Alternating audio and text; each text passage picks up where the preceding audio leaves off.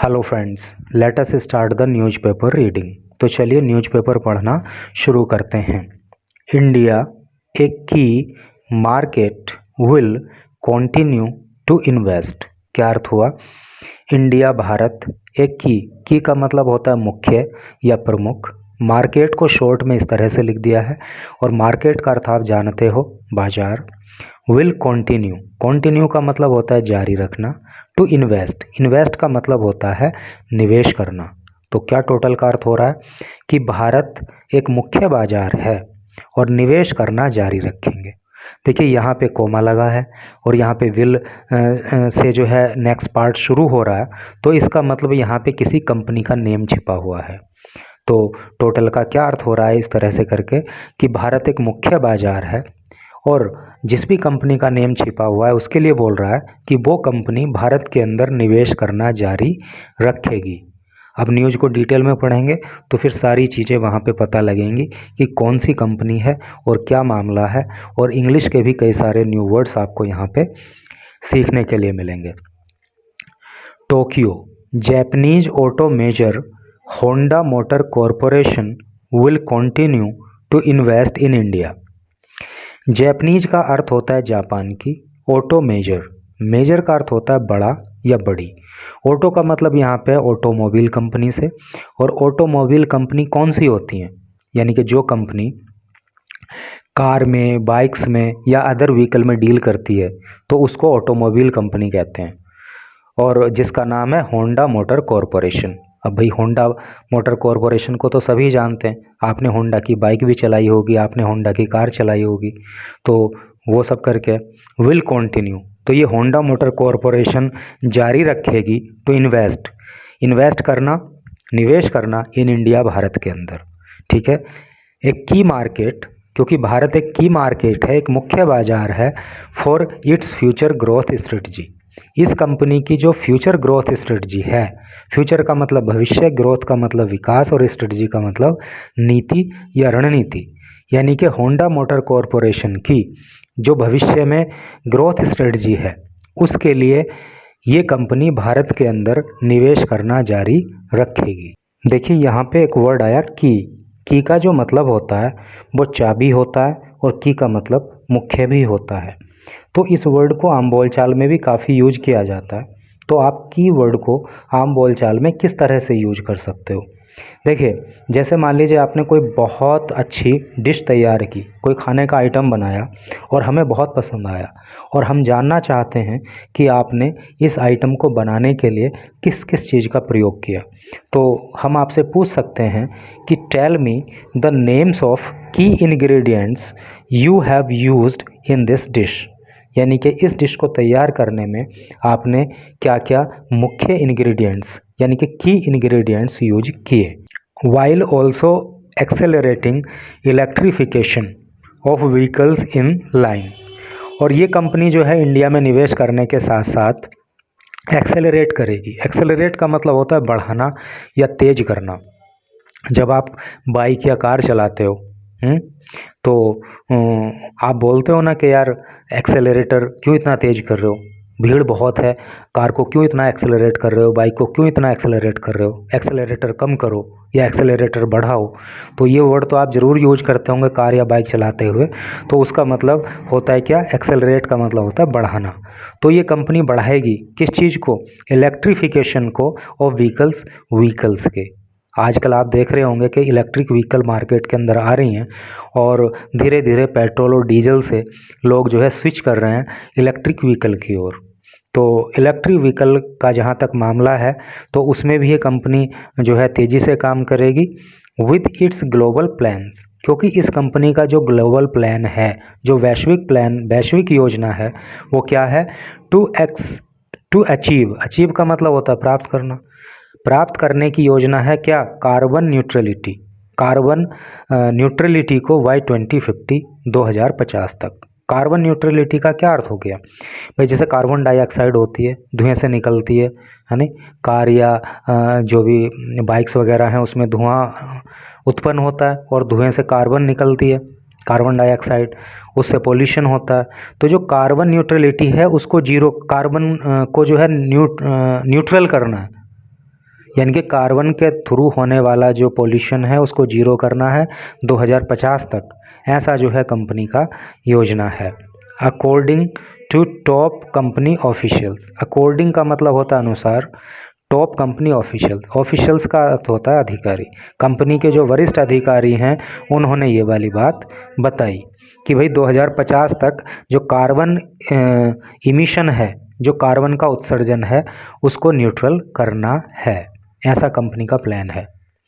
तो ये अच्छी बात है। अगर पोल्यूशन कम करना है तो कार्बन इमिशन को तो रोकना ही होगा। एट द ग्लोबल लेवल, वैश्विक स्तर पर Honda is open for alliances. Alliance का मतलब होता है गठबंधन, है नहीं। तो ग्लोबल स्तर पे जो है होंडा अलायंस के लिए तैयार है। एंड कोलैबोरेशन, कोलैबोरेशन का मतलब सहभागिता, और सहभागिता के लिए तैयार है, यानी कि साथ में काम करने के लिए तैयार है। विद अदर फर्म्स, दूसरी फर्म्स के साथ, यानी कि अगर कोई दूसरी कंपनी होंडा के साथ अलायंस करना चाहती है, कोलैबोरेट करना चाहती है, तो होंडा उसके लिए तैयार है। If it offers a win win situation in the wake of new development in the mobility sector. अगर मोबिलिटी सेक्टर में, है ना, अगर मोबिलिटी सेक्टर में जो है कोई company, in the wake of का मतलब होता है मद्देनज़र, अगर विकास के मद्देनज़र कोई कंपनी विन विन सिचुएशन का ऑफ़र करती है। देखिए विन विन सिचुएशन क्या होती है? विन विन सिचुएशन वो होती है कि ना मुझे नुकसान हो ना आपको नुकसान हो, मुझे भी फ़ायदा हो आपको भी फ़ायदा हो। तो अगर कोई कंपनी इस तरह का ऑफ़र देती है, विन विन सिचुएशन क्रिएट करती है और साथ में काम करने का ऑफ़र देती है, तो हम ऐसी कंपनी के साथ काम करने के लिए तैयार हैं। Honda motor president and CEO Toshihiro Mibe said. President का मतलब अध्यक्ष होता है और CEO की फुल फॉर्म होती है चीफ एग्जीक्यूटिव ऑफिसर। तो होंडा मोटर के जो CEO हैं और प्रेसिडेंट हैं जिनका नाम है तोशिहिरो मिवे, उन्होंने ये बात कही। Our strategy is to achieve carbon neutrality by 2050। हमारी जो स्ट्रेटजी है, हमारी जो रणनीति है, वो अचीव करने की है, प्राप्त करने की है कार्बन न्यूट्रलिटी बाय 2050। 2050 तक हमें कार्बन न्यूट्रलिटी प्राप्त करना है, अर्थात कार्बन इमिशन को जो है वो जीरो करना है। ऐसा हमारा जो है स्ट्रेटजी है। टू अचीव दैट, और इसको अचीव करने के लिए, इसको प्राप्त करने के लिए, वी हैव, किसको, यानी कि 2050 तक कार्बन न्यूट्रलिटी को प्राप्त करने के लिए we have milestones set for 2030 to 35 and 2040 and so on. मतलब हमने जो है उसके लिए माइलस्टोन तय कर लिए हैं, उसके लिए हमने मील के पत्थर तय कर लिए हैं 2030, 2035, 2040 एंड सो ऑन। यानी कि एक परसेंटेज तय करेंगे हम कि इतने परसेंट तक हम 2030 तक कार्बन इमिशन को रोकेंगे, इतने परसेंट तक जो है 35 तक रोकेंगे, इतने परसेंट तक 40 तक रोकेंगे, और ऐसे करते करते 2050 तक हम पूरी तरह से कार्बन इमिशन को रोक के कार्बन न्यूट्रलिटी को प्राप्त कर लेंगे। ऐसा जो है उनका कहना है। फॉर होंडा, होंडा के लिए the Indian market is a big market. Honda के लिए जो भारत का मार्केट है, जो भारतीय मार्केट है, वो बहुत बड़ा मार्केट है। And it is the market where electrification is rapidly progressing for both cars and two wheelers, he said. तो जो भारतीय मार्केट है वो होंडा के लिए बहुत बड़ा मार्केट है। एंड इट इज़ मार्केट, और ये वो मार्केट है वेयर इलेक्ट्रिफिकेशन, जहाँ पे इलेक्ट्रिफिकेशन इज़ रैपिडली प्रोग्रेसिंग, बहुत तेज़ी से विकास कर रहा है। यानी कि यहाँ पे व्हीकल्स का इलेक्ट्रिफिकेशन बहुत तेज़ी से हो रहा है। और व्हीकल कौन सी हैं? बोथ, दोनों ही, कार्स एंड टू व्हीलर्स, चाहे वो कार की बात हो चाहे टू व्हीलर की बात हो, दोनों ही क्षेत्रों में इलेक्ट्रिफिकेशन का काम बहुत तेज़ी से चल रहा है। Understanding the significance of India, understanding नहीं है बल्कि यह है अंडरलाइनिंग। अंडरलाइन का मतलब क्या होता है? रेखांकित करना। The significance of India, significance का मतलब होता है महत्व। जैसे इम्पोर्टेंस वर्ड होता है ना, तो इम्पोर्टेंस का सिनोनिम होता है सिग्निफिकेंस, तो इसका मतलब होता है महत्व। तो भारत के महत्व को अंडरलाइन करते हुए, रेखांकित करते हुए, क्या अर्थ हो रहा है इसका? भाई जैसे कि आप कोई आर्टिकल पढ़ते हो, कोई चैप्टर पढ़ते हो, कोई न्यूज़ पढ़ते हो, तो वहाँ पे अगर कोई बहुत इंपॉर्टेंट पॉइंट आ जाता है तो आप क्या करते हो, उसको अंडरलाइन कर देते हो। इसका मतलब क्या होता है? इसका मतलब ये होता है कि जो भी आपने अंडरलाइन किया है तो वहाँ पे कोई इम्पोर्टेंट चीज़ है, कोई इम्पोर्टेंट पॉइंट है, उसको रेखांकित किया है। तो वही बात यहाँ पे है कि भारत के महत्व को अंडरलाइन करते हुए, यानी कि भारत के महत्व को बताते हुए, Asian Honda motor corporation president and CEO and head of regional operation Asia and Oceania Toshio Kuwahara said, ये सब इनका डेजिग्नेशन है किसका? तोशियो कुवाहारा का। इन्होंने कहा, क्या कहा? The Indian market is quite important. भारतीय जो मार्केट है वो क्वाइट का मतलब होता है बिल्कुल, है नहीं, बिल्कुल इम्पोर्टेंट है, यानी कि बहुत महत्वपूर्ण है। भाई ये काम बिल्कुल इम्पोर्टेंट है, क्या मतलब है कि ये काम बहुत महत्वपूर्ण है।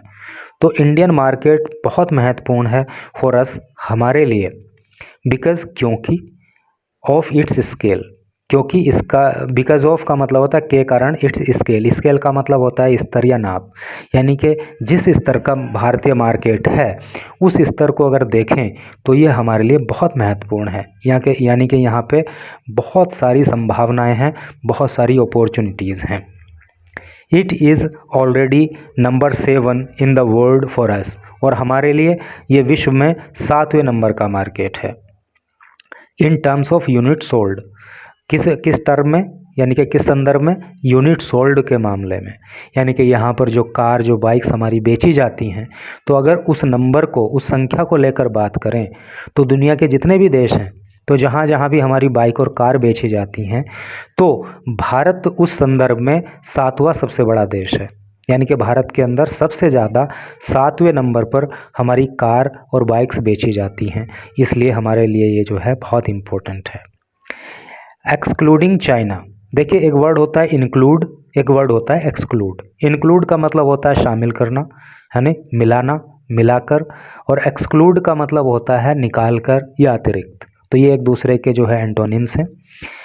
एक्सक्लूडिंग चाइना, अगर चाइना को बाहर निकाल दें, बाहर निकाल दें मतलब अगर चाइना को छोड़ दें, तो ही सेड, उन्होंने कहा, when we took at the Asia Pacific region, यानी कि चाइना के अतिरिक्त जब हम एशिया पैसिफिक रीजन की बात करते हैं, इलेक्ट्रिफिकेशन और इलेक्ट्रिफिकेशन की बात करते हैं, यानी कि बाइक या कार को इलेक्ट्रिक बनाने की बात करते हैं, और the market for electric vehicle, या इलेक्ट्रिक व्हीकल का जो मार्केट हो सकता है जब उसकी बात करते हैं, तो is going to be critical, तो ये मुद्दा बड़ा क्रिटिकल होता है। क्रिटिकल का मतलब गंभीर, तो ये विषय काफ़ी गंभीर है, और जो बात गंभीर होती है तो वो महत्वपूर्ण होती है।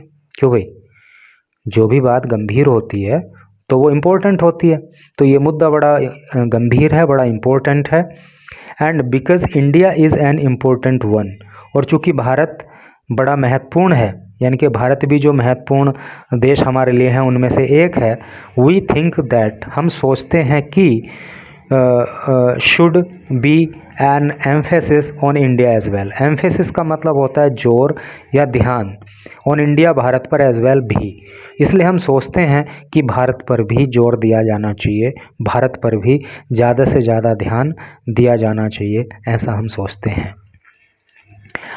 Out of the 5 models, 5 model की अगर बात करें तो 5 मॉडल में से the company has recently launched, company ने रिसेंटली का मतलब होता है हाल ही में, लॉन्च किया है इट्स मिड साइज्ड SUV, अपनी मिड साइज यानी कि मध्यम साइज की जो SUV लॉन्च की है, तो उसका नाम उन्होंने दिया है इलेवेट। ठीक है, तो इसका मतलब होंडा की जो है कोई मिड साइज SUV आई है। SUV की फुल फॉर्म किस किस को पता है? देखिए SUV की फुल फॉर्म होती है स्पोर्ट्स यूटिलिटी व्हीकल।